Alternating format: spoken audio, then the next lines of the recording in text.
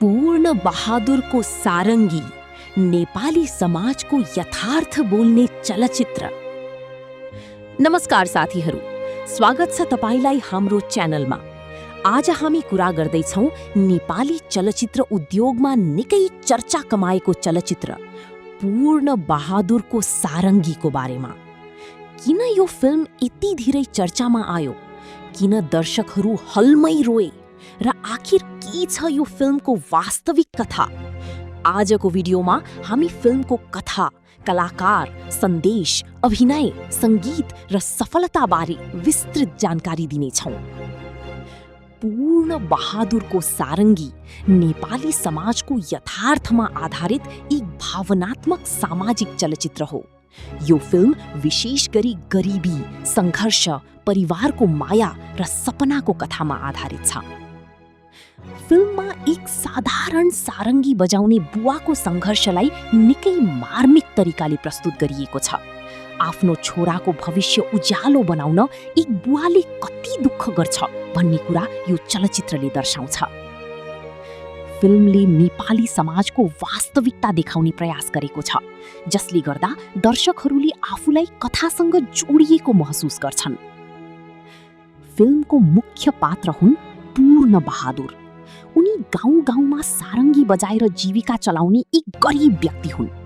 उनको जीवनमा आर्थिक समस्या धेरै हुन्छ, तर उनीसँग एउटा ठूलो सपना हुन्छ, आफ्नो छोरालाई राम्रो शिक्षा दिने।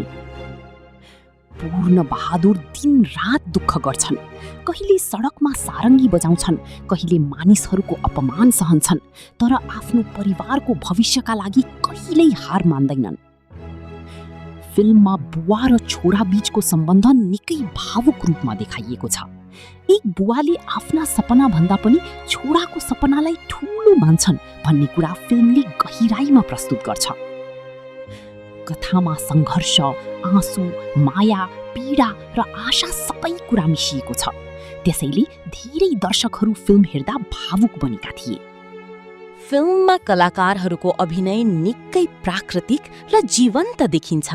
विशेष गरी पूर्ण बहादुरको भूमिकामा देखिएको अभिनयले दर्शकहरूको मन जितेको छ।